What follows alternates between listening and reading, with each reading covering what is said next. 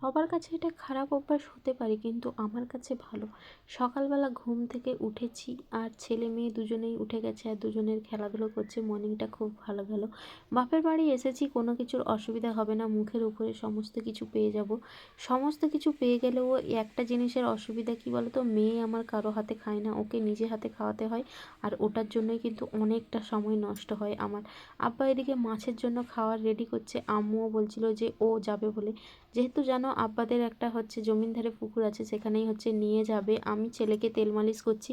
Coconut oil প্রথমত মাখানোর পর ছেলের মুখে কয়েকটা র্যাশ মতো বাড়িয়ে গিয়েছিল, কিন্তু আমি বন্ধ করিনি, কন্টিনিউ মাখিয়েছিলাম, তারপরে ওটা ভালো হয়ে গেছে। সবার পছন্দ কেমন আমি জানি না, বাট আমার এটা খুব ভালো লাগে। একটা দুটো জিনিস আমার থাকবে সেটা একদমই ভালো নয়। যখন যেটা খেতে ইচ্ছে করবে সেটাই খাবো, সেই জন্য আমি সবসময় খাওয়ার কিন্তু ভর্তি করেই রাখি।